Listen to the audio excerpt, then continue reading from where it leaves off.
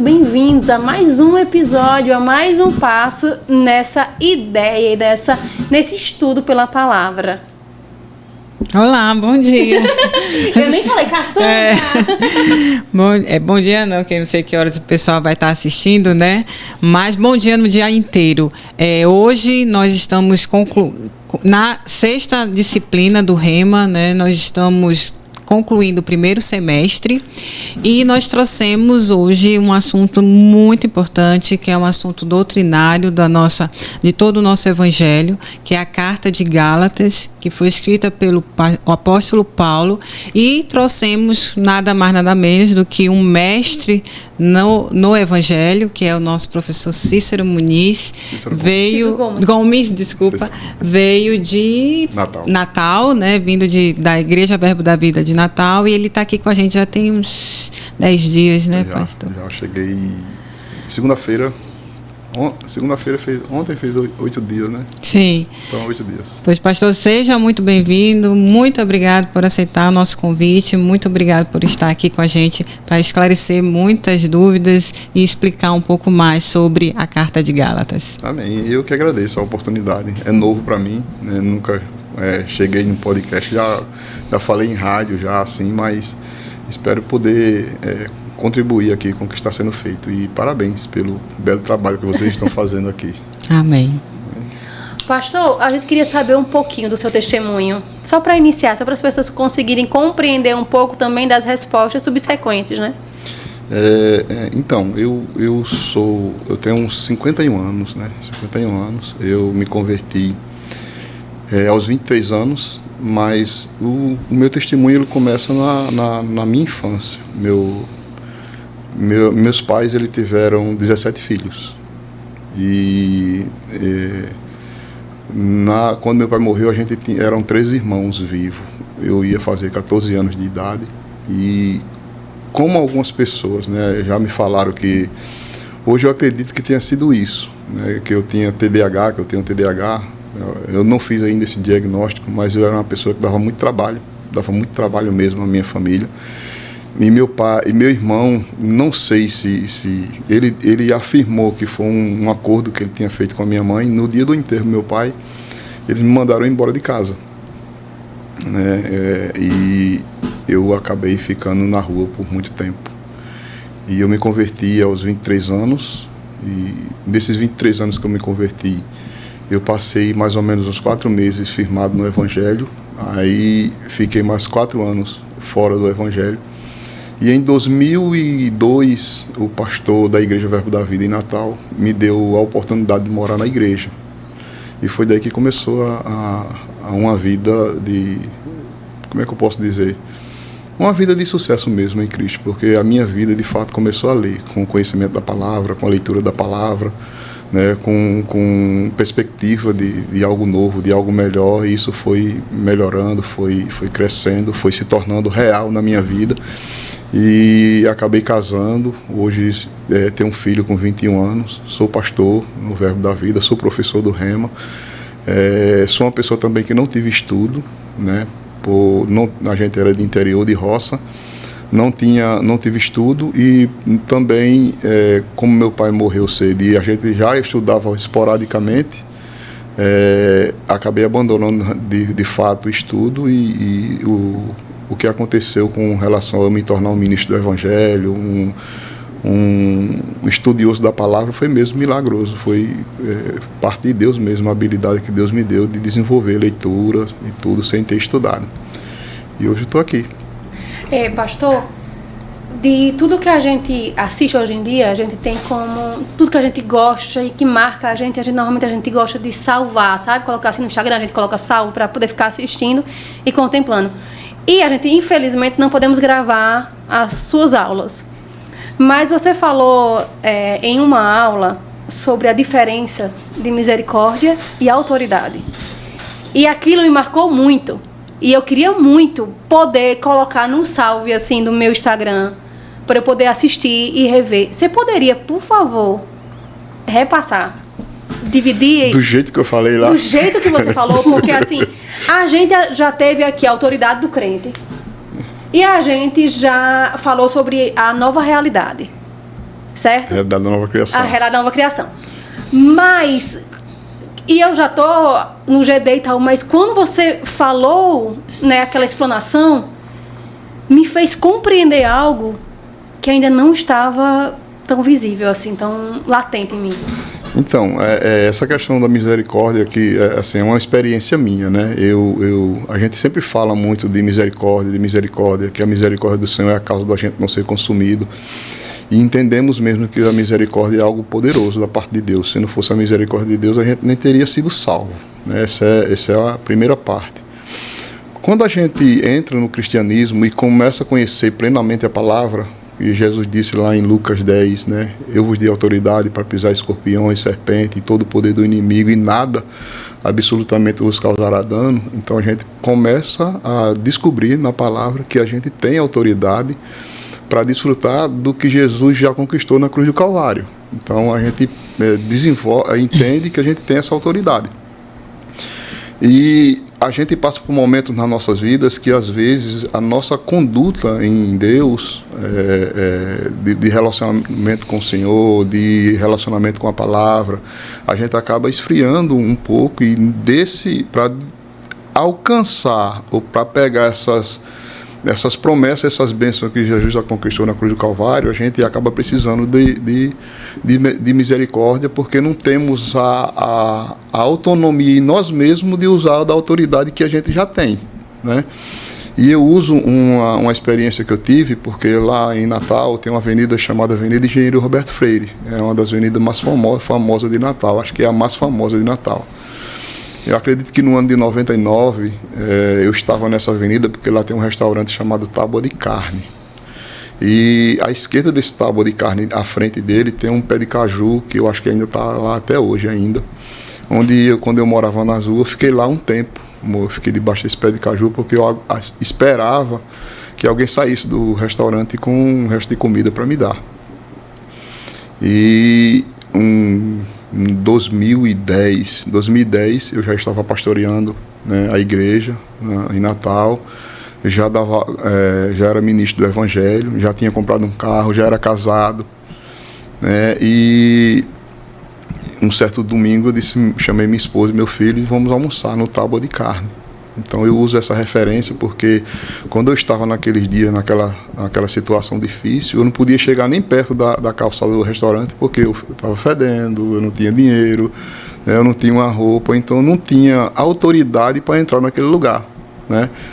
E eu precisava da misericórdia daquelas pessoas para me dar um prato de comida. E já esse outro período, 2010, eu já cheguei no restaurante, já estacionei o carro e já entro naquele lugar sem nem pedir licença, porque agora eu tenho autoridade para entrar naquele lugar. Então eu faço esse paralelo com a vida espiritual, e quando a gente tem as vestes certas, né, de justiça, de santidade, de comunhão com o Senhor, a gente não vai precisar da misericórdia de Deus para alcançar, conquistar algumas coisas. A gente já tem autoridade para exercer sobre aquela situação. Então, eu digo que é melhor você estar bem com o Senhor para usar da autoridade, para poder não precisar como é que eu posso dizer, do favor da misericórdia, porque geralmente quando a gente pede misericórdia ao Senhor, que é uma coisa boa, é porque a gente não tem autoridade para conquistar aquilo que já é nosso. E essa autoridade que você está falando é autoridade espiritual, né? Então é uma autoridade que, comparando, foi excelente sua comparação, né? A gente consegue sentir, e eu gostaria até depois que você me dissesse qual foi a emoção que o senhor chorou nesse dia. Porque eu creio que só o Senhor sabe. Né? Seu filho, sua esposa, eles podem ter sabido por você contar, mas só quem sabe de fato é você. E eu imagino que, acho que se fosse eu estaria aos prantos ali naquele momento. Mas eu até me perdi o que ia falar. Mas me diga se o senhor chorou. Então, e eu ainda digo mais, pastor, porque esse sentimento de autoridade, sim, né? Como é que a gente tem? Como é que eu posso ter esse sentimento de ousadia para ter essa autoridade? Porque, assim, existem muitos crentes que não têm essa autoridade para entrar em um restaurante uma refeição junto com Jesus, entendeu? Entendi. Então, primeiro, respondendo a sua pergunta, eu não lembro de eu ter chorado na época, não, mas eu lembro de toda vez que eu conto, eu fico meio que emotivo, porque foi um divisor de água, né? Naquele dia, tá me vendo naquela situação onde eu estava com uma esposa, com filho, com bem material, que não é essas coisas, não é tudo, mas com a chave de um carro bom, confortável, com dinheiro para pagar uma conta, no lugar que eu ficava na porta esperando para alguém ter misericórdia de mim para me dar um resto de comida. Então, isso para mim, toda vez que eu falo, ainda toca. E quando você era o rapaz que estava debaixo da bangueira? Da mangueira? Pé de caju. Do cajueiro, né? Você chegou alguma vez imaginar que isso ia acontecer? Não. Ou desejar que isso ia acontecer? Desejar, a gente sempre deseja. A gente sempre tem expectativa de que algo vai acontecer. A gente precisa que... quem está sofrendo, quem está passando por qualquer dificuldade na vida, tem sempre essa esperança de que alguma hora algo pode acontecer. Agora, saber se isso vai acontecer ou ter esperança disso acontecer é difícil. A gente deseja, a gente quer que mude. Eu orava, pedia a Deus para que Deus me desse uma oportunidade. Você já era cristão nesse momento? Eu tinha me convertido e tinha passado uns 4 meses. Né? Mas assim, novo convertido não tem como... E você se converteu através do evangelismo? Alguém chegou até você? Eu fiz um trabalho na casa de uma senhora em Recife, e ela e os filhos dela me deram um almoço e me evangelizaram, e fizeram eu aceitar Jesus. E eu fiquei mais ou menos uns 4 meses. Né? E assim, são os pormenores desse testemunho, porque morar na rua durante todo esse tempo, a gente passa muita coisa. Eu digo que eu estou vivo hoje porque Deus preservou o chamado ministerial dele na minha vida. Eu já fui queimado, policiais me pegar e queimar meu corpo com bituca de cigarro.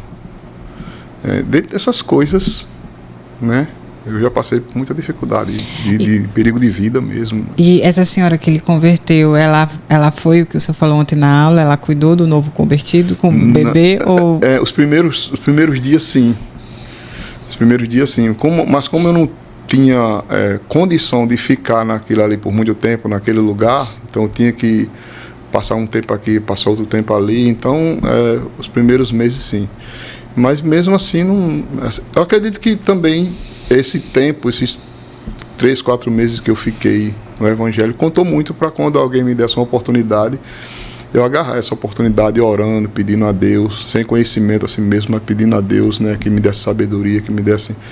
Eu acho que isso vale daqueles primeiros dias que eu me converti. Pastor, o senhor consegue hoje perdoar a sua família que pediu para sair? Sim, eu fui pegar minha mãe em 2012, né, passou o final de semana na minha casa, me viu pregando o Evangelho, chorou muito. Tá? E o seu irmão? Foi seu irmão, né? Que prometeu irmão, então, ao seu meu irmão pai. se enforcou em 2006, tirou a própria vida, isso em 2006, ele tirou a própria vida. Né? E essa promessa estranha, né, pro pai. Mas ele ia responder a sua segunda pergunta, que como a gente consegue a autoridade? Então, eu acredito que a autoridade a gente só consegue pelo conhecimento, porque assim, tem muitos crentes que têm autoridade. Quando você aceita o Cristo como seu Salvador, nós aceitamos Cristo, a Bíblia diz que nós somos tirados do império das trevas. E Jesus disse, né, em Marcos 16, 17, e estes sinais acompanharão aqueles que creem. Então, quando ele diz esses sinais acompanharão aqueles que creem, então todo mundo que crê pode usufruir desses sinais que estão contidos na Bíblia, em Marcos 16, capítulo 16, versículo 17, 18, 19.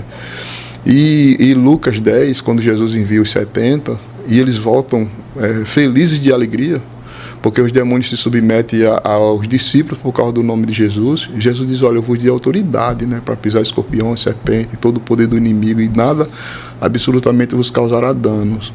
E em Mateus capítulo 28, versículo 18, a Bíblia também diz, Jesus diz, olha, todo poder e autoridade me foi dado no céu e na terra, ide, portanto, fazer discípulos de todas as nações, batizando em nome do Pai, do Filho e do Espírito Santo. Eu estou convosco todos os dias até a consumação do século. Então, essa autoridade, ela já é nossa a partir da hora que a gente aceita Jesus Cristo como nosso Salvador. O conhecimento da palavra vai fazer com que a gente tenha condição em nós mesmos de exercer essa autoridade, porque já é nossa, já faz parte da natureza do cristianismo. Me falta uma ousadia, pastor. Vou orar por ousadia. Porque o seu exemplo foi maravilhoso. Eu consigo distinguir até a ideia de um exemplo bem claro. É porque eu posso saber que eu tenho autoridade e chegar e dizer assim, abra a porta. Certo? Eu vou entrar. Não me impeçam de entrar. Eu poderia utilizar estruturas de persuasão para entrar. Mas uma coisa que você falou é que quando você chegou com autoridade, você não precisou nem pedir. Nem falar. As portas foram abertas. E isso é que eu acredito que o crente ainda não consegue vivenciar. Você não precisa nem se justificar, porque Jesus já lhe justificou. Isso mesmo. E aí a gente está sempre tentando. Adentrando no nosso assunto, Gálatas, quando eu li, eu sei que era uma carta para a igreja, né? Uhum. Mas, ao meu ver, ficou muito também para um abraço para que eles se converteram. Porque, queira ou não queira, somos convertidos agora, a gente fica tentando se encaixar. Saber como é que isso funciona. Quais são as novas regras do jogo. Para os novos convertidos é um pouco assim, sabe? Há um sentimento de inadequação.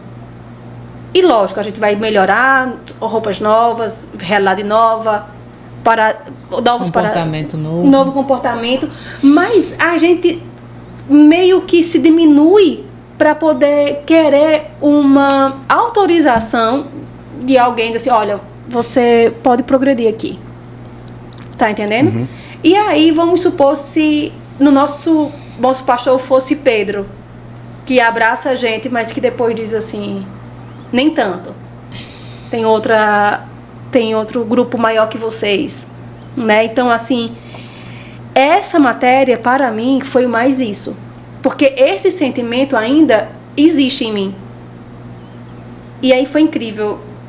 Cassandra, eu estou falando mais do que... eu tô muito... Na verdade, entrando aqui no coração da carta, né, que é o que ela estava falando, o Paulo sentiu a necessidade de escrevê-la justamente para corrigir, né, os erros que os grandes da lei continuavam colocando, não é isso? Mesmo eles convivendo com Jesus, tendo recebido a mensagem dele, mas ainda estavam presos na lei, né, ainda estavam presos na antiga lei. E aí, a urgência de Paulo, né, o que traz de fato? Qual é o esclarecimento, a libertação que Paulo traz quando ele escreve Gálatas? Então, eu digo que, não só eu, já vi algumas pessoas dizerem que a carta de Gálatas, aos Gálatas, ela é uma carta de alforria dos crentes.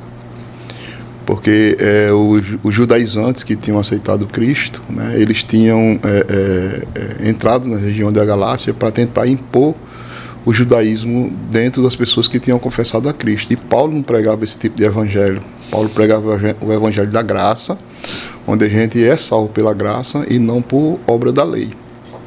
Então, essa carta é uma carta de libertação mesmo, de dogmas, de prisões doutrinárias, né?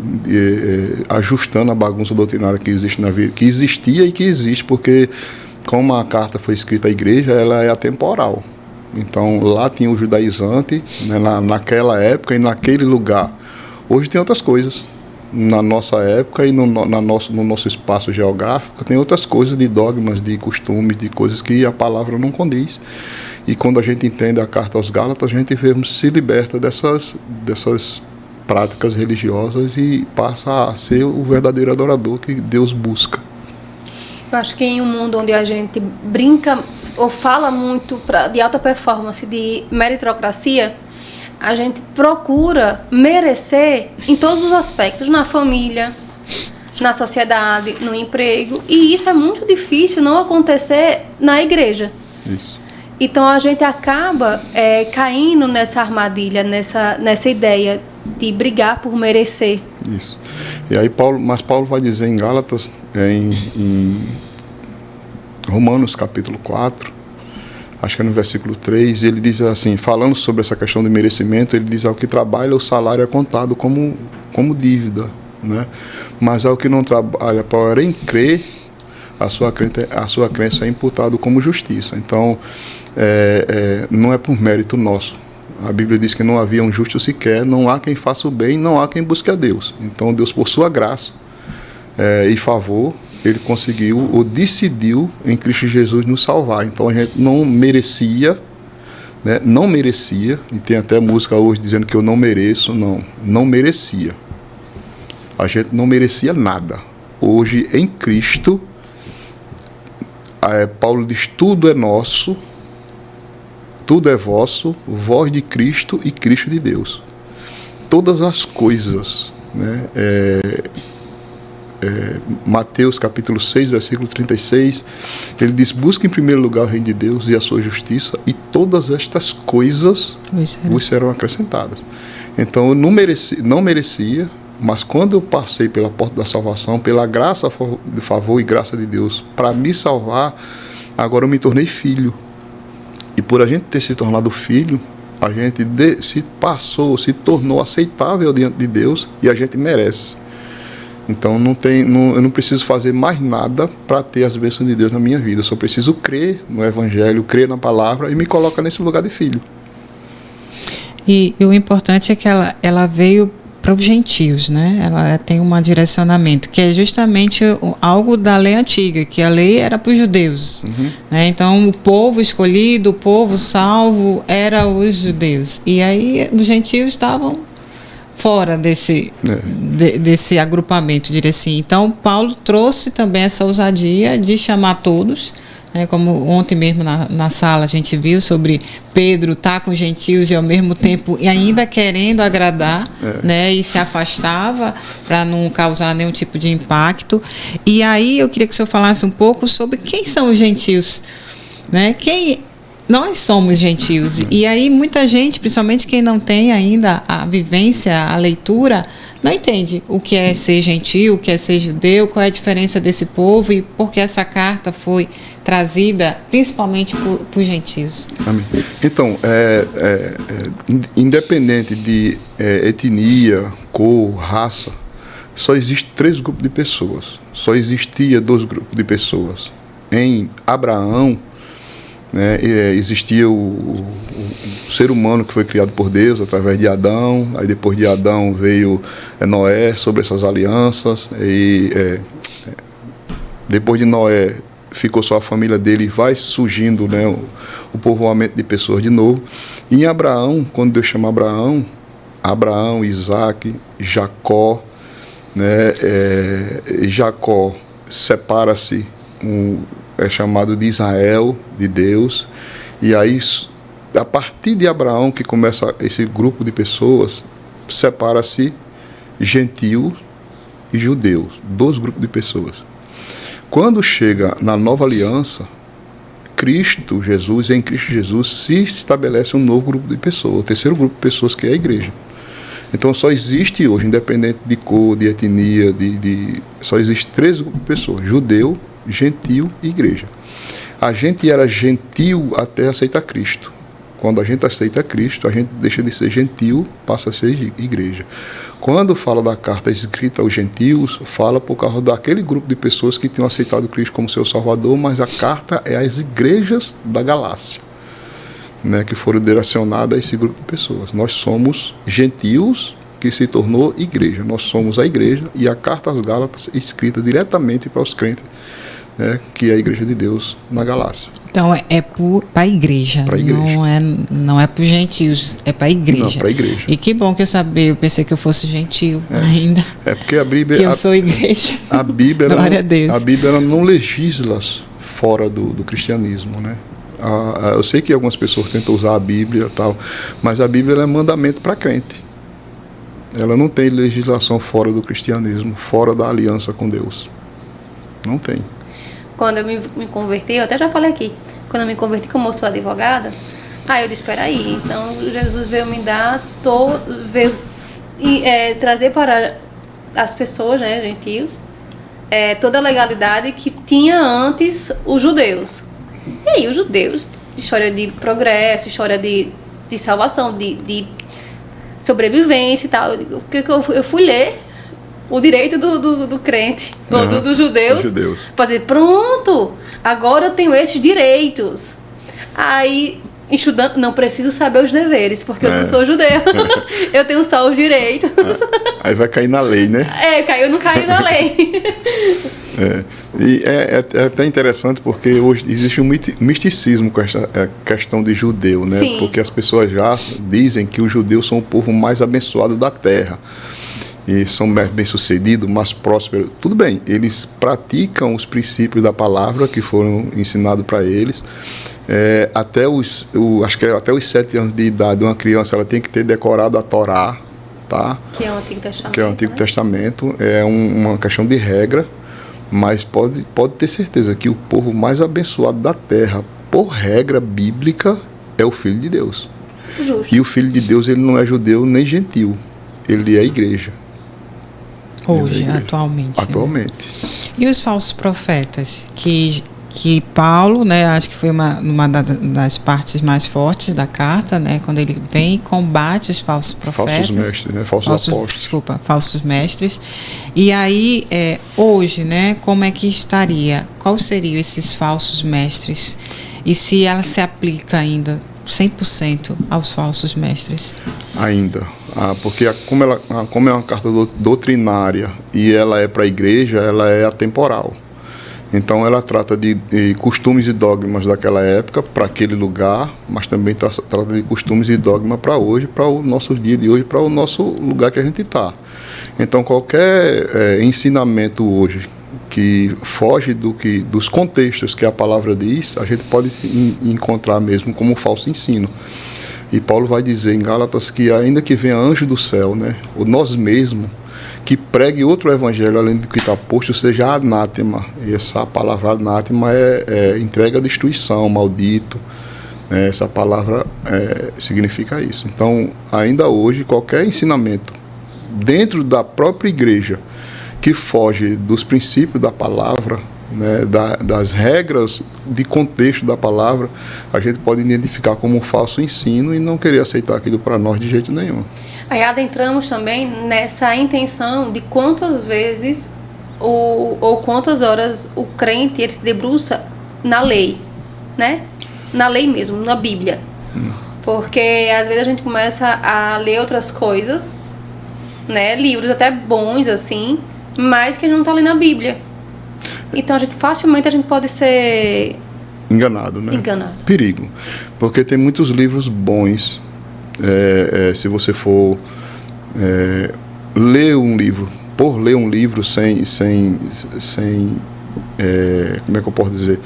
Sem a parte nociva das coisas, você vai encontrar muitas pessoas inteligentes, estudaram, se prepararam para escrever coisas específicas, né? E se a gente não tiver cuidado, a gente vai cair em muito engano com relação a muitas literaturas que a gente tem hoje de muita gente. A regra básica é a Bíblia e eu aconselho sempre a não isolar um versículo.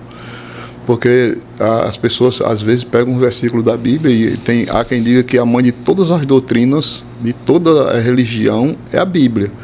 Porque as pessoas pegam um texto da Bíblia e isolam aquele versículo da Bíblia, cria uma ideia e acaba levando muita gente a isso. Até escreve livros com relação a isso. Então, se a gente tem a palavra de Deus como regra básica para nós, e não com versículos isolados, mas em textos, contextos, estudar a palavra, procurar lugares sadios que ensinem a palavra de verdade, a gente vai acabar se livrando desses falsos ensinos que existem hoje. E eu pergunto, né, por que tanta variação de igreja, né? Tantas formas diferentes, né? Eu tenho uma amiga que, por exemplo, ela não usa brinco, ela não usa nada, porque a igreja não permite. Em compensação, ela trabalha com estética. Ela faz a sobrancelha perfeitamente, mas coisas, né, acessórios, ela já não é permitido. E eu escutei, pastor, de um como não é padre, não, é um que está sendo bem bombardeado na internet, Frei, né? Frei. Nem sei a diferença de padre para Frei, mas eu escutei ele falando de uma pregação dele, que ele disse que ele não tinha a menor condição de criar uma igreja, porque só quem pode criar uma igreja é quem morreu na cruz e ressuscitou. Então, como ele não foi para a cruz e ele não ressuscitou, ele não tinha a menor condições de criar uma igreja. E eu sei que não é uma criação de igreja, mas existe muita coisa diferente. Que às vezes é sim, parece que é uma nova igreja que foi criada ali, é uma nova seita, e seita eu sei que tem, né? E eu pergunto, por que tudo isso? E como é que a gente consegue se proteger de tudo isso, né? Então, acho que o padre se equivocou, o Frei, com relação a isso. Porque Jesus deu ao homem, né, a capacidade de abrir igreja. Efésios capítulo 4, versículo 11, que fala que Jesus concedeu uns para apóstolos, outros para profetas, outros para evangelistas e outros para pastores e mestres. Então, o chamado apostólico dos dias atuais, da classe de apóstolo da nossa geração, ela tem como habilidade divina treinar pessoas, abrir igreja e firmeza doutrinária. Então, o apóstolo ele tem isso, ele foi dado por Deus. Questão de divisão doutrinária, isso é um problema, porque são pessoas mesmo que não se preparam biblicamente para no estudo da palavra com a pureza que a palavra, que o evangelho exige. E acaba pegando costumes ou ideia de outras pessoas e replicando aquilo, né? Tem coisas que as pessoas falam que só ouviu alguém falar, né? Por exemplo, se não vem pelo amor, vem pela dor. Qual o texto bíblico que tem aí, né? A tristeza salta de alegria. Qual o texto bíblico que tem aí? As pessoas estão replicando o que estão ouvindo sem ter certeza bíblica daquilo. Então, por isso há uma confusão doutrinária. Eu só faço uma ressalva assim. Eu acho uma coisa boa muitas igrejas. Eu acho uma coisa boa. Paulo disse que uns pregam por vanglória, outros pregam por partidarismo, outros pregam até por ganância, mas Paulo disse que importa que o evangelho seja pregado. Porque, um exemplo, eu me dei bem no Verbo da Vida, né? Mas se tivesse uma igreja que não tivesse um ensino que fosse chamar a minha atenção, porque eu sou muito rígido, eu sou muito disciplinado, eu estudo muito a palavra, então se eu fosse para um lugar que não me atendesse, né, eu acredito que eu não ficaria, e onde eu ia ficar, né, eu ia ser uma confusão, né, eu seria uma confusão, um problema para muita gente, para muitas igrejas, e algumas igrejas seriam um problema para mim. Só que eu cheguei num lugar que o ensino me prende, entendeu, me segura. E cada culto que eu vou tem algo bom, tem algo novo, tem algo... E não é a ideia dos homens, é a palavra. Então, esse lugar me segura. Mas esse lugar não segura outras pessoas. Porque tem outras pessoas que não querem ter a responsabilidade de agir em fé nem de agir em autoridade. Prefere acreditar que Deus vai fazer quando Ele quiser. Então, se Deus faz quando Ele quiser, eu fico aqui. Se Ele quiser fazer, Ele faz. Se Ele não quiser, Ele faz. Foge totalmente da minha responsabilidade. Então, tem crente que precisa desse conforto para ser crente. Mas está valendo. O evangelho está sendo pregado. Está sendo pregado. Eu digo muito assim, às vezes, às vezes não, sempre, a mensagem tem que ser maior do que o mensageiro. Uhum. Então, às vezes, eu posso falar 10 vezes e aquela informação ela não vai adentrar no coração dos meus filhos. Uhum. Adriano pode só olhar e aquela mensagem vai ser tão mais real. E aí o que acontece? Se eu me pego na necessidade de eu ser a mensageira, de eu falar e eles me compreenderem, eles escutarem a minha voz, eles não vão escutar o que realmente importa. Então, não sei se eles vão escutar por mim ou por Adriano, ou pelo pastor, né, que a gente teve uma situação onde o pastor interviu lá na igreja, então o pastor interviu, não sei quem vai ser, eu quero que a mensagem chegue para o meu filho. Uhum. Então aqui a gente já chamou alguns pastores de outras igrejas, e eu digo muito, não sei por que vocês entraram, né, na igreja, não sei nem se a pessoa estava fugindo de um camburão. Se você entrou na igreja, tem uma mensagem para você. Agora, o que é importante vai ser o que vocês vão permanecer. Por que vocês vão permanecer, a não ser pelo amor de Cristo? Aí vocês vão permanecer. Não vou permanecer. Onde é que eu vou ser plantada? Também tem isso. Se Deus lhe plantou em uma igreja, permaneçam, não saiam pela primeira dissabor, primeiro equívoco que acontecer. Permaneçam, deem um testemunho de permanência, né? para poder dar frutos. E assim, pastor, eu queria muito, assim, porque a sua matéria está abrindo, como é que eu posso dizer? Muitos insights. Você também falou uma vez que essa sua autoridade, esse seu sentimento de pertencimento no plano de Deus fez com que você aprendesse a ler de forma muito rápida. E seria uma outra coisa que eu queria também salvar. Você poderia compartilhar com a gente?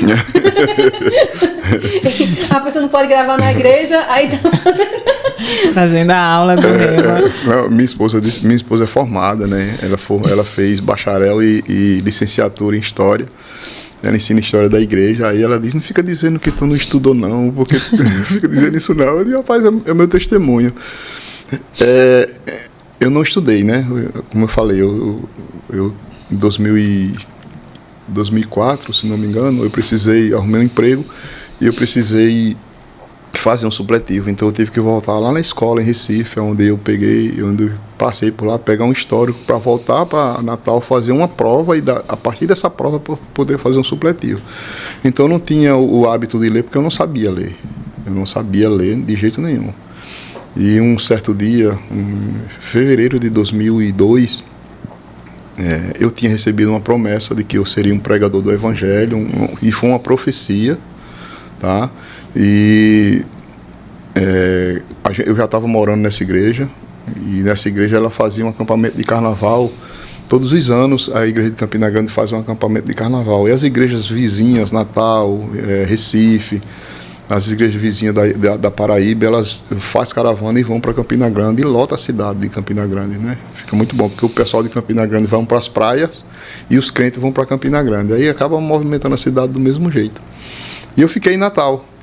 E nessa noite, uma quarta-feira à noite, eu peguei um livro do irmão Rega, Ouça o Seu Coração, Kenneth Reagan Jr. Esse livro é muito bom, tá? Para quem é empresário. Ele fala de um empresário que sentava à mesa com a diretoria para tomar decisões, e ele disse que tinha propostas poderosas para aquele empresário. Ele dizia, segura aí que eu vou orar. Aí passava 2, 3 dias, voltava e dizia, a proposta que eu quero não é essa não, é essa aqui. Às vezes contrariava totalmente a diretoria, mas no final das contas dava certo, porque ele ia buscar a direção de Deus. E aí eu tentei ler esse livro e eu não conseguia, porque eu não conseguia juntar as frases, não conseguia formar uma palavra, né, na minha prática de leitura. E eu orei ao Senhor. Eu disse, Senhor, aquele homem, esse homem hoje ele ainda está em evidência, é Herênio Ramiro, é um profeta, tá? Eu acredito que um dia ele vai estar por aqui, por Mossoró, pregando uma palavra muito boa. Muita gente é curada através do ministério dele. E aí ele tinha profetizado, nesses 4 meses que eu me converti, ele profetizou que eu seria um pregador do Evangelho. E nesse dia, nessa igreja, eu tentando ler esse livro, eu não consegui, eu fiz uma oração. Eu disse ao Senhor, o Senhor disse através daquele homem que eu seria um pregador do Evangelho, e eu não acredito, porque eu não vejo habilidade nenhuma nisso. Não vejo. Eu vi os colegas da minha idade, né, com desenvoltura, dirigindo culto de jovem, era uma maravilha. E eu queria aquilo. E aí eu orei e eu disse ao Senhor, porém é o seguinte, eu preciso, se eu sou um pregador do Evangelho, eu preciso aprender. E se o Senhor me ensinar, eu prometo que eu ponho em prática tudo o que eu aprender, a ponto que se eu não fizer isso, o Senhor pode tirar a minha vida. Porque não vale a pena ter vida sem cumprir uma promessa que o Senhor deu. Eu não tinha vida, né? Antes de chegar, né, nesse lugar. E aí era uma noite, estava quente, eu fui tomar um banho, e aí voltei, sentei no chão, com as costas na coluna da igreja, e comecei a ler o livro de novo. E comecei a ler de novo, e fui ler o livro. Eu li até umas 4 horas da manhã, direto. E até hoje. É um milagre. Um milagre. Eu acho isso incrível, porque a gente fala assim, quando Salomão pede sabedoria, a gente nunca entende como é. Quando Jó fala que a sabedoria vem do nada, que o conhecimento vem do nada, a gente não consegue mensurar o que é isso. Então, assim, às vezes, o que nos falta é puxar da onde a gente pode ter, entendeu? Esse conhecimento, essa capacidade de entender, de compreender. É claro que depois houve dedicação, né? Eu me dediquei muito. Eu tenho da minha literatura hoje, eu tenho 238 livros. Eu tenho uma estante lá na minha casa e eu fiz um escritóriozinho, bem organizadinho, meu lugar de leitura. Eu tenho 238 livros, a maioria deles eu li. Os de Kenneth Hagin, T.L. Osborne e E.W. Kenyon eu li todos. Li todos. E engraçado que o senhor tinha uma promessa, mas não via a menor possibilidade. Não via. E a gente pensa que quando a gente tem uma promessa, a gente vai ter que percorrer ainda um longo caminho para conseguir alcançar, né? Por exemplo, o que você teria que fazer? Ir para a escola, aprender a ler, começar a ler. E foi alcançada no milagre. Né? Será que essa promessa já estava prevista que ia ser nesse milagre? Né? É difícil. Aí não se sabe. É difícil, porque assim, eu acredito que tudo vai dentro do contexto que a gente vive. Acho que uma das ferramentas que você precisaria seria saber ler. Deus se move dentro daquilo que Ele pode trabalhar com você.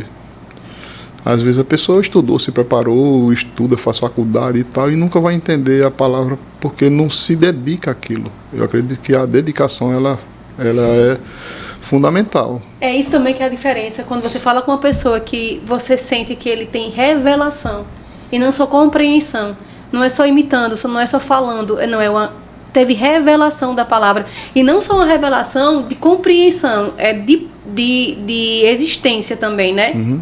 Porque você já tem aí. Você tem não porque eu posso compreender algo e então tem uma revelação. Mas quando você tem uma revelação e você começa a ler do nada e compreender, porque é difícil você ler e compreender. É compreensão. Eu acho que essa sua decisão, ela faz com que a gente, né, do outro lado aqui, pessoas que estão formadas, elas consigam compreender a importância do ensinamento puro do Espírito Santo. Porque normalmente, da mesma ideia da meritocracia, a gente precisa de validação. Verdade. E aí, quando você não está sujeito a nem a meritocracia, nem a validação, você consegue expressar o que realmente é viver da graça. E aí eu queria perguntar, adentrar nessa parte, que é uma das declarações, né, que Paulo fala em Gálatas 2:21, não anulo a graça de Deus. O que seria isso? O que é que Paulo queria falar com isso? Então, a gente precisa primeiro partir do princípio de que a graça ela tem vários aspectos. Né? Existe a graça como favor imerecido para a salvação. Existe a graça que fortalece, quando ele disse a minha graça te basta. Existe a graça promocional, que Deus recompensa o indivíduo pela fidelidade à palavra, e a recompensa é o favor de Deus naquilo que ele vai fazer. Tiago 1:21, Tiago 1:25, ele diz: aquele que atenta bem para a lei perfeita, a lei da liberdade nela persevera, não sendo ouvinte negligente, mas operoso e praticante, tudo quanto ele fizer prosperará. Então ele atenta bem para a lei de Deus, e aí essa graça promocional faz com que ele prospere. Quando você deixa de considerar os princípios da palavra, o amor de Deus, a comunhão com o Espírito Santo, quando você passa a olhar para outras coisas, você está anulando essa graça, esse favor de Deus sobre a sua vida. Você não vai ter condição de suportar pesos que você poderia ou suportaria se tivesse com a graça. Quando Jesus disse a Paulo: a minha graça te basta porque o meu poder se aperfeiçoa na fraqueza, ele estava fraco. E sem essa graça, ele não conseguia suportar aquele peso que ele estava suportando. Só que o que é que Paulo tinha? Ele tinha uma vida com Deus. Ele tem uma convivência com Deus a ponto de dizer: eu aprendi a viver contente em toda e qualquer situação. Se eu estar humilhado, se ser exaltado, se estar com fome, se estar de barriga cheia, tudo posso em Cristo que me fortalece. Ele considerava Cristo acima de qualquer coisa e estava contente com a vida que ele tinha, independente da situação que ele estava vivendo. Com isso, Deus podia socorrer Paulo em qualquer situação que ele estivesse. Quando você deixa de estar nesse lugar de consideração à palavra, de honra à palavra, de comunhão com o Espírito Santo, e olha para outras coisas, para outros olhos, ou até para doutrinas diferentes, você anula esse favor de Deus sobre a sua vida. Perde a força de ser crente, perde a força de conquistar alguma coisa. Você vê muitos crentes com cabeça baixa hoje, ferido, porque tem olhado para situações, muitos crentes com depressão, com opressão, com crise de ansiedade, com tantos problemas, mas ei, somos crentes. Aí você diz, crente não é para passar por isso não, irmãos, crente, essas coisas Deus, perdão. Coisas difíceis podem chegar na vida de qualquer um, como a Bíblia diz que a casa que está edificada sobre a rocha, os rios vêm, o vento vem, e a casa que está edificada sobre a areia, a mesma coisa. Mas a que está sobre a rocha, ela não desaba. Por quê? Porque ela está firme sobre a rocha. A graça de Deus, ela está lá, operante. Então, anular a graça é não estar nesse lugar de dependência da presença de Deus, dependência do Espírito Santo. Aí Paulo disse, eu não anulo a graça de Deus em mim. Eu vivo o Evangelho, eu pratico a palavra, eu prego o Evangelho, eu exponho o Evangelho, eu exponho a salvação. Eu não anulo a graça de Deus na minha vida. E isso é uma prática para hoje. Para agora. Para agora. Para agora. Eu estou pensando quantas vezes eu estou anulando a minha graça. Eu já faço uma autocorreção imediata. Eu já fico pensando, meu Deus, algumas falas, algumas palavras que são ditas. Comportamentos, atitudes. E eu vou trazer para o lado empresarial também, né? Às vezes falar por mim, às vezes eu percebo ali um desvio num cliente, e eu fico em dúvida se vale a pena ou não, porque é um cliente bom, mas você está percebendo um desvio. E eu não sei, pastor, como é que eu ajo. Eu oro, mas às vezes não vem. Aí eu tô até em jejum, né, hoje, para ver se a gente teria assim, mais condições de viver mais esse contato com o Espírito, para que ele possa nos guiar melhor, né, nos levar melhor. E às vezes no dia a dia eu não consigo, mas eu percebo. É como se o Espírito Santo desse ali, né? Aqui tem um comportamento que não é o melhor. E só que eu continuo. Às vezes eu até fecho o negócio, porque não sou eu, é ele. O que o senhor me aconselharia? Aconselharia quem vive no dia a dia dos negócios? Porque é fácil você identificar um desvio. Você consegue, principalmente se você viver em oração, né? Você consegue identificar, mas às vezes, eu vou dizer por mim, não sou eu que estou desviando, eu estou fazendo a minha parte. Entendo. Quem está desviando, quem está com mais intenções do que eu estou fazendo, é aquela pessoa ali. E aí, como seria? Eu estou perdendo a graça? Eu estou anulando a graça? Não, acredito que não. Isso é uma questão, para mim, também muito profunda, porque antes de eu virar evangélica, eu era muito, como é que eu posso dizer? Politicamente correta. Se você faz errado, eu não vou falar com você.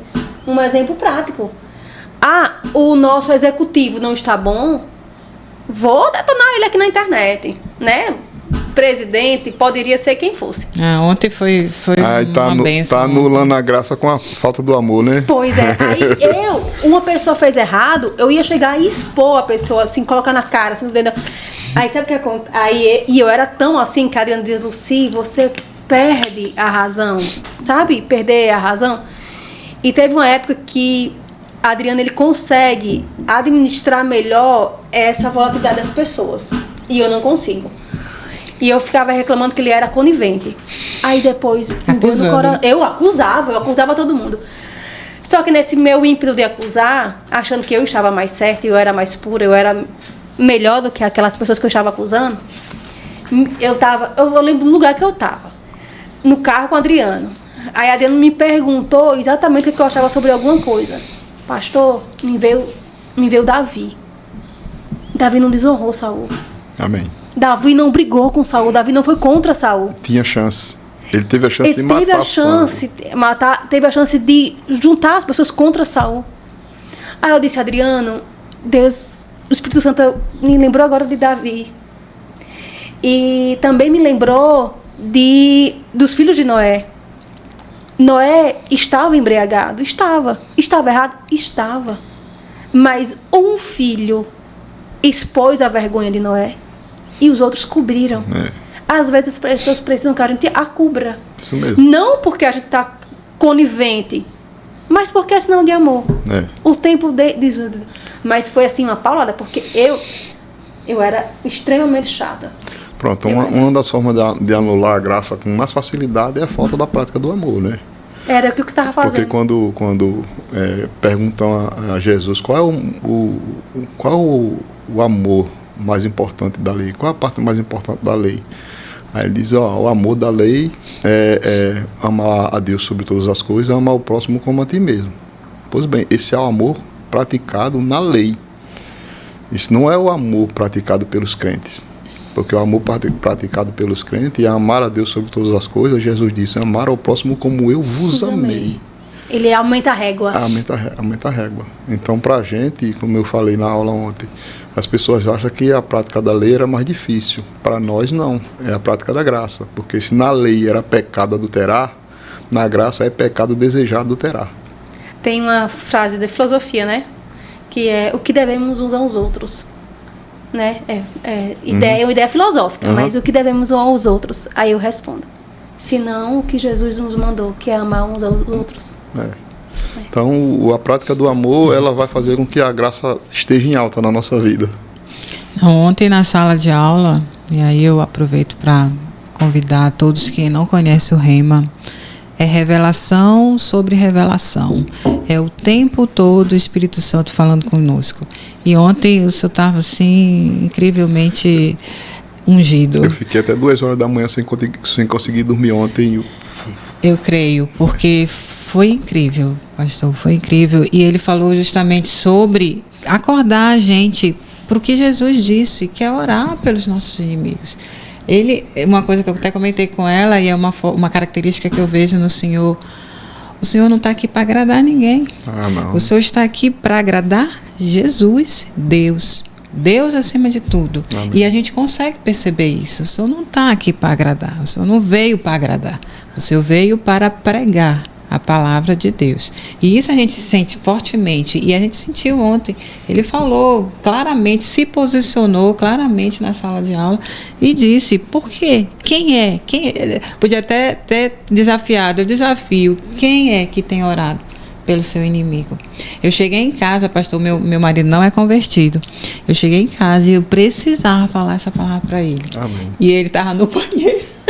E eu estava falando, olha, eu tenho que compartilhar com você. E li a passagem ali de Mateus, a passagem de João, onde Jesus, ele não é convertido, mas The Chosen, trouxe ele uma revelação de Jesus. Então, Amém. Ele crê em Jesus, ele crê na salvação através de Jesus. Mas ele ainda não crê na igreja. Ele ainda é desconfiado. Eu entendo, eu vejo que o caso dele é o homem, não é Jesus. Jesus está claro para ele, mas ele não quer se unir ao homem, porque ele acha que o homem tudo corrompe, né? Então eu tinha que falar para ele aquilo, porque ele é uma pessoa também bem difícil, principalmente com quem você falou ontem, né? Que são pessoas que têm capacidade de atrapalhar toda a nossa vida. Verdade. De estragar toda a nossa vida. E a gente precisa orar por elas. Também são vítimas de Satanás, né? Eu tentei falar mais ou menos o que o senhor colocou ontem, mas assim, foi uma revelação assim incrível, porque a gente lê, quantas vezes eu já não li aquela passagem de João, de Mateus, mas a gente não está fazendo, Verdade. Não está na graça, né? Não está em comunhão, lê, e não para, nenhum momento. Eu oro todos os dias, eu tenho a minha rotina de oração, mas eu oro pela minha mãe, pelo meu pai, nunca orei. Mas eu vou passar a orar, com certeza.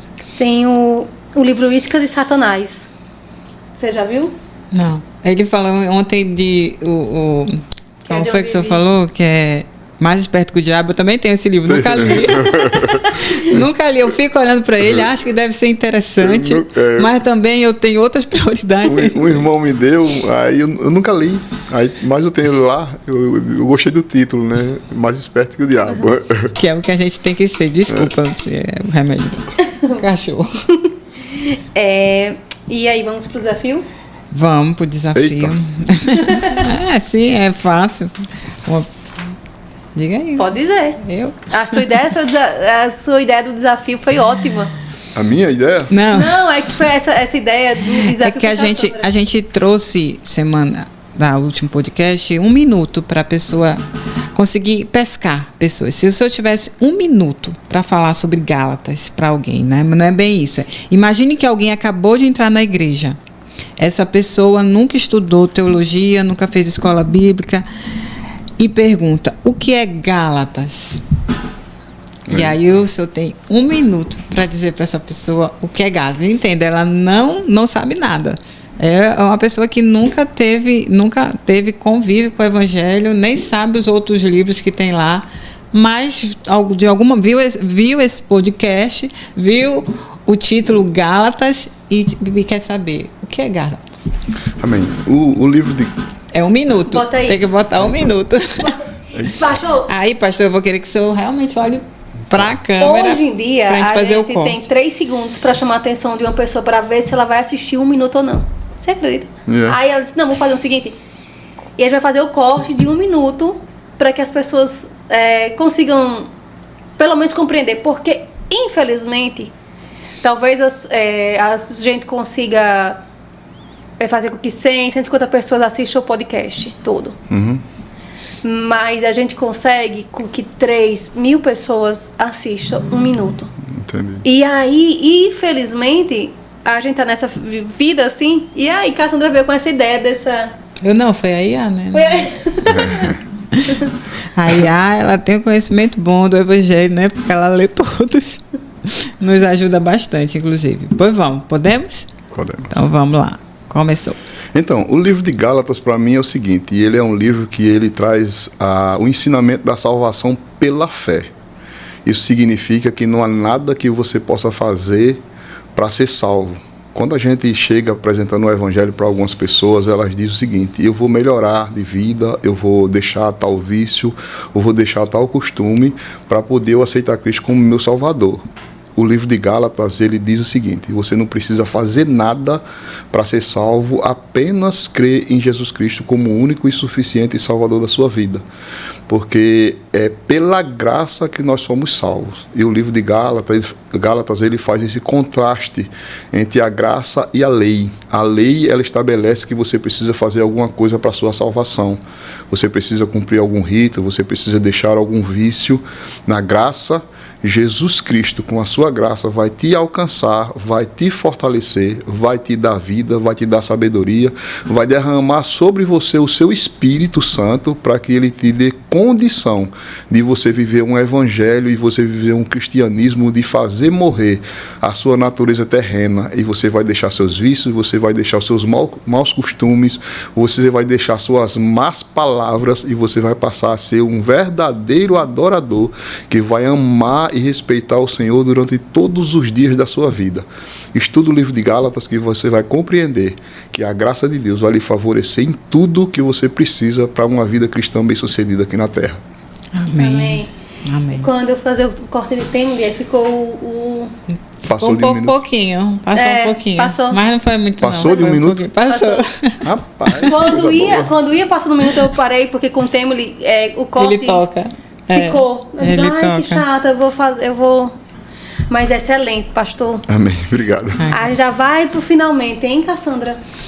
Só do minuto, né? Às vezes a pessoa também acha que, então não vou fazer nada. Não é bem assim também, não, né, verdade. pastor? A gente precisa fazer o que você já falou há pouco, né?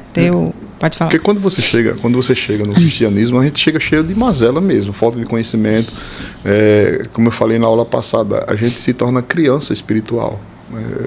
2 Coríntios 5:17 diz que ao que está em Cristo é nova criatura, as coisas velhas se passaram, eis que tudo se fez novo. Como a gente falou, antes da gente chegar a Cristo e ter a habilidade do céu de entender o que a Bíblia está dizendo, o livro da Bíblia para nós era uma coisa estranha. A gente não conseguia compreender o que está escrito na palavra. E quando a gente aceita Cristo, a gente passa a compreender o que está escrito. E aí a compreensão vai fazendo com que a gente vá deixando os vícios, vai deixando os maus costumes. A graça de Deus, né, vai nos alcançando e vai mudando. É por isso que Tito diz, capítulo 4, se não me engano, versículo 11, ele diz que a graça de Deus se manifestou salvadora a todos os homens, educando-nos para que vivamos no presente século de forma santa, justa e piedosamente. Tito 2:11, eu acredito que seja isso. Então, a gente chega na igreja, ou chega no cristianismo assim mesmo. Vinde como estáis, e agora aqui, né, vai haver um conhecimento, um acompanhamento, né, das pessoas que já estão, um discipulado. E essa santificação ela vai se tornando forte dentro de nós e a gente vai mudando.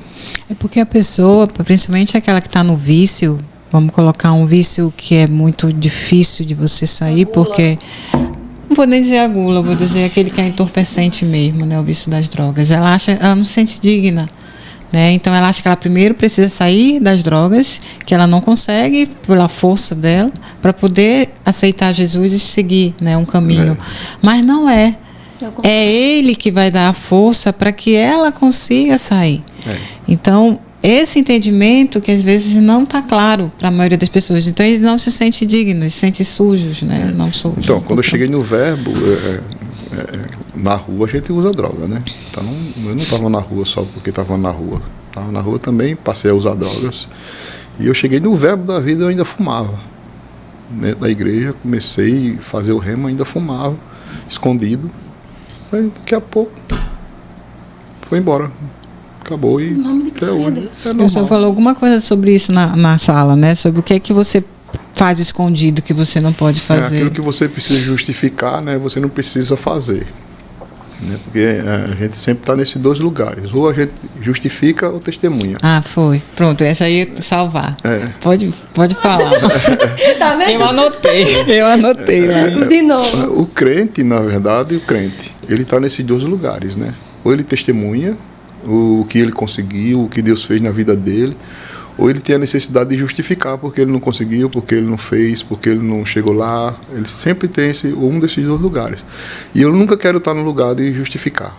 Eu decidi que eu não quero estar nesse lugar de que eu tenho que justificar porque eu estou tomando vinho, de que eu tenho que justificar porque eu não consegui chegar naquele lugar. Não, eu quero estar no lugar de que eu posso testemunhar que Deus me deu condição de não fazer aquilo e eu não fazer, de eu conquistar aquilo e eu conquistar, porque é muito bom você dar testemunho da grandeza, do favor, do poder de Deus na sua vida, que você chegou num lugar porque Deus lhe favoreceu, porque Deus abriu uma porta, mas não foi só Deus abrir uma porta, foi você encontrar a porta que Deus abriu e você pegar aquilo com força e fazer aquilo acontecer.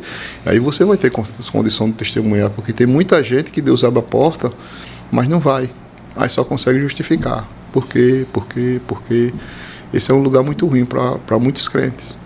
Era o momento, não estava não era o momento. Tem gente que começou a fazer o rema e desistiu, você vai perguntar a ela, só vai ter justificativa. Não vai poder testemunhar. É qualquer coisa na vida do crente.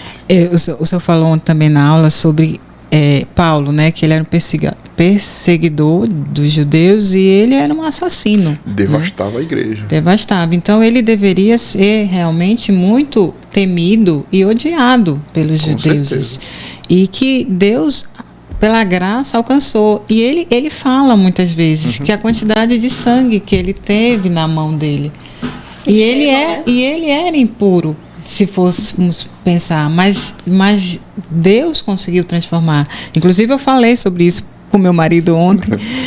Eu falei, porque você não sabe quem é Paulo de Tarso, mas no dia que você souber, você vai entender que Deus pode salvar todo mundo. Foi muito, muito forte que ele disse, enquanto a vida, a salvação. Então pode ser qualquer pessoa que possa estar fazendo qualquer mal.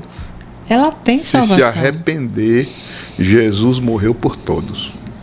E aí, não lembro do versículo agora, mas está lá em Hebreus que diz: depois da morte é que segue-se ao juízo.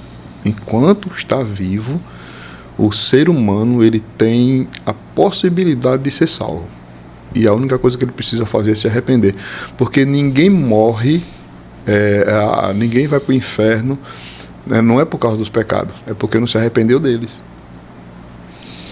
E quando o senhor estava falando ontem, eu fiquei pensando de algumas pessoas que eu tenho odiado na internet e que o olhar tem que ser diferente. Quando ele estiver ali falando, eu vou continuar vendo, mas eu vou estar orando. Porque é uma vítima de Satanás, como a gente já aprendeu, e que tem salvação. Imagina ele virando um pau de taça, ou seja, aquela voz, aquele ímpeto, aquela briga toda, sendo plano de Jesus. Aquele zelo pelas coisas do inferno. Imagina aquele zelo pelas coisas de Deus. Tem um meme na internet assim: irmão, se você deixasse Jesus te usar como Satanás te usa, tinha muita gente salva, meu Deus. A gente se deixa usar assim, né, com isso, com essas formas.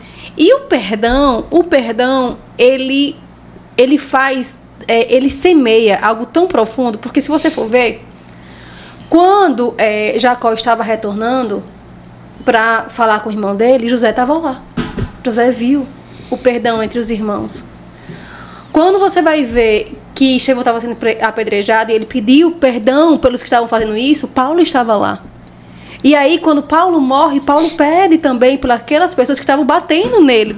Então, assim, há uma sucessão de perdão no primeiro que faz com que isso se multiplique, né? Até porque o que fomos chamados? Para o Ministério da Reconciliação. E o Ministério da Reconciliação requer que a gente também lembre o que a gente foi perdoado. Amém. Isso né? mesmo. E aí a gente vai... Pela graça. Da mesma forma que Jesus nos salvou pela graça, a gente tem que perdoar as pessoas pela graça. E eu tenho um mecanismo comigo, né? Assim,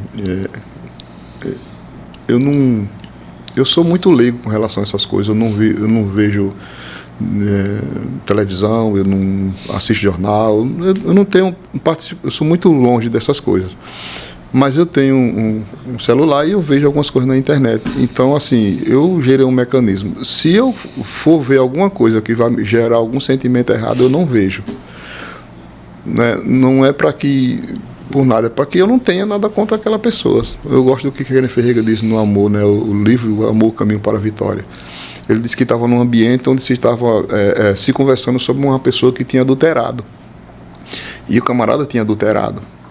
E as coisas que estavam falando eram corretas, porque tinha adulterado, era um problema sério. E aí todo mundo falando do erro que aquele camarada tinha cometido, não sei o quê.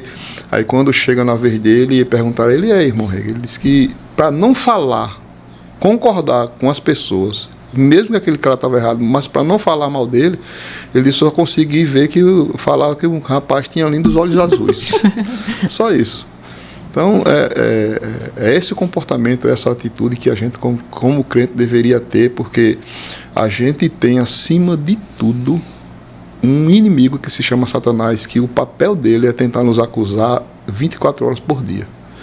E o que a gente puder fazer para eliminar, né, essa possibilidade, a gente faz vivendo em santidade, praticando a palavra, andando em amor. A gente fazendo isso, a gente deixa de alimentar Satanás, porque o alimento de Satanás é mágoa, é maledicência, é falta de perdão, e isso robustece Satanás. O que deixa ele magro, raquítico, desnutrido é amor, perdão, alegria, paz. Essas coisas tira a força de Satanás. Pastor, o seu testemunho acabou com as minhas justificativas. Tudo que eu estava pensando de justificativa para não fazer foi abaixo. Só com o seu testemunho, pastor. E a gente chegando no final, hein? Felizmente. Eu queria, antes de chegar, porque aqui a gente faz um pouco o inverso, pastor. A gente vai se despedir e depois o senhor se despede e faz a oração. Porque a última coisa que as pessoas vão ouvir é a oração. E eu queria fazer um adendo aqui para a gente tá na metade do caminho do primeiro ano. Cassandra tá 3/4. E eu queria dizer a vocês o como é maravilhoso estar dividindo aqui essa mesa com Cassandra. Porque não é todo mundo que se dispõe a mostrar o caminho enquanto você está percorrendo. Normalmente a gente espera... Tô aprendendo o caminho aí. Normalmente a gente espera o quê? A gente espera a excelência, a gente espera aprender para que a gente não cometa equívocos. Então, durante esses 6 episódios, né, que esse aqui é o 6º, eu falei muito sobre a minha jornada. Então, se vocês forem assistir esses vídeos daqui a 1 ano, 2 anos, creio que eu vou estar mudada, que vai estar melhor, que eu vou estar com mais compreensão. E não é só superficial. A gente vem aqui com o coração totalmente aberto às correções que a gente recebe normalmente nos bastidores. Não é, Cassandra? A gente... Na aula, né? Não precisa o pastor chegar aqui e nos corrigir. Ele fala na aula e a gente, graças a Deus, entende. Porque às vezes pode passar de ser percebido. Tipo, não é comigo, não, é com a gente. Você viu? Que às vezes a gente se olha, né? Fala ali, a gente se olha, aí pronto, vamos melhorar, vamos corrigir. E a gente não se sente assim, tipo... A gente falou sobre cobrir erros, né? Aqui a gente expõe, a gente está mostrando que a gente está aprendendo com vocês. E quando a gente convida vocês para participar do Rema, é porque a gente quer que vocês tenham essa experiência também. Igual ou até melhor que a nossa. Então eu agradeço muito, até porque quem trouxe o Rema para cá foi Cassandra. Não, Foi. eu Você que pensou, você disse, ei, Lucy, vamos fazer lá. Eu digo, a gente pode fazer. Foi a nossa ex-diretora Shirley como Cassandra veio falar comigo? que colocou. Eu nem entendia. Foi a nossa ex-diretora Shirley que disse, vamos levar o podcast da Lucy? Aí eu falei, vamos, na hora, né? Eu sou um pouco assim, quando o Espírito Santo fala, eu acho na hora. Quando eu entendo que é ele, que é real aquilo ali, eu não quero saber. Eu faço na mesma hora. E foi isso. E nós estamos aqui. Eu também sou envergonhada. Não sou muito de falar. Não tenho ainda tanta propriedade na palavra. Preciso ler muito, muito mesmo. Estudar muito. É uma coisa que eu acho que muitos cristãos ali sentem. Se o senhor me pedir para fazer uma palestra ou ensinar alguma coisa sobre o meu trabalho, que eu já estou há 20 anos... É tranquilo, não precisa nem estudar. Mas se o senhor me pedir fazer uma oração ali para o professor, eu já me tremo toda, já fico desesperada, porque eu não me sinto ainda capaz, né? Mas é uma questão, às vezes, até egóica, né? Será que eu vou agradar? Né? E a gente tem que sair disso. Porque a única agrada é de Deus. Isso. É a Deus, né? O senhor está dando esse exemplo. Eu só tenho que agradar a Deus, então ele conhece meu coração. Uma vez a gente estava treinando fazer oração, né? E eu pedi para Iá várias orações para ela me dar. E o Espírito Santo falou comigo claramente: tá tudo errado. É do teu coração. É isso mesmo. É o que tu queres desejar para aquela pessoa. Ele falou assim claramente. Então, apaga tudo isso, não decora, não vai funcionar. Aí realmente você vai ficar nervosa, você vai ficar com medo, porque está decorado, não está no teu coração. É uma reza, né? É uma reza. Então, assim, realmente é muito revelador tudo. Eu só sinto muito por ter tão tarde chegado no Rema. 48 anos, pastor. Muito tarde ainda. Não tenho filhos, mas se de repente viesse ter, ia ser completamente diferente, né? Completamente diferente da criação, tudo. Enfim. Mas sou muito grata também, Lucy, porque está terminando o semestre, né? Foi algo que aconteceu, a gente se conheceu no GD. Pastor, não sei se você chegou a participar, você vai estar aqui nesse sábado ainda? Eu vou sim. Pronto, então provavelmente pode ser que o senhor participe, porque o GD que a gente participa é lá na casa do pastor. Então a gente se conheceu no GD, não sei nem como foi. E, enfim, aconteceu. Se for explicar como foi, a gente não sabe explicar. Foi encontro divino. Foi Deus. E eu vim com a proposta do Rema, porque eu faço parte do esquadrão na hora de fazer as matrículas, e a gente estava querendo, né, trazer mais pessoas para fazer matrícula, e a diretora anterior falou do podcast, eu convidei ela, mas o podcast dela, ela, não, mas você vai fazer comigo. Como assim o podcast é seu? Não, mas você vai fazer comigo, a gente vai fazer junto. Então pronto, então vamos fazer junto. Convidou, a gente aceita. E é isso, muito obrigada pelo convite, espero que realmente a gente consiga atingir nosso objetivo, né? Que é chegar em muitas pessoas. Ano, mas próximo ano vai continuar, né? Se Deus quiser. Né? E para o pastor, está sendo incrível, que Deus lhe abençoe infinitamente, que o senhor continue, que fico até travando, porque me emociona, porque está sendo incrível. Até ontem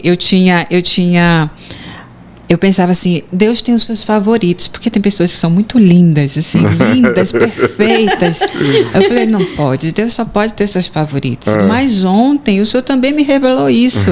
O senhor disse, isso é só DNA, porque de Deus é o sopro.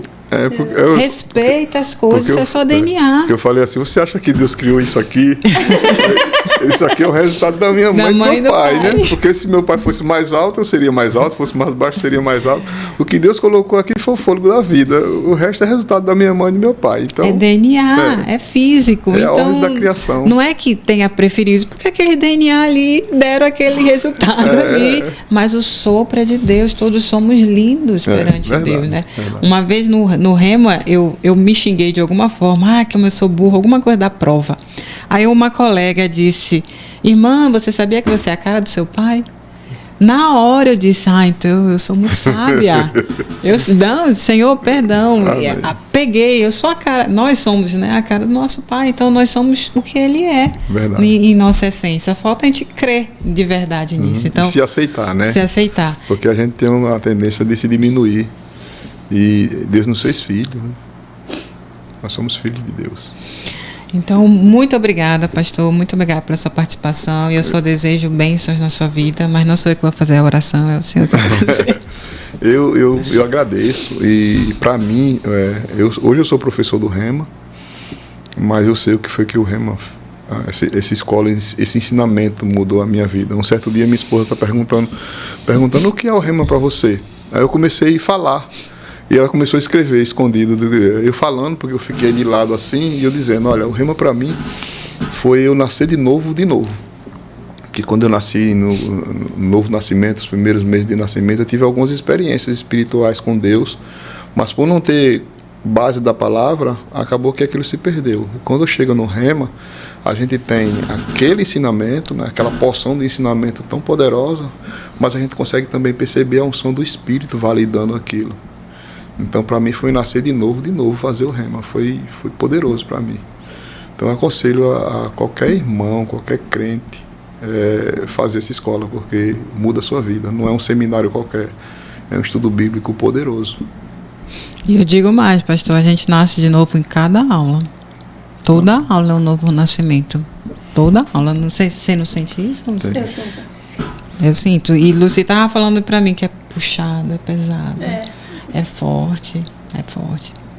A gente precisa realmente pedir, inclusive, a proteção, para a gente não... mas porque, assim, quando a Bíblia diz que é desejo de Deus que todos os homens se convertam, né? Tiago, capítulo...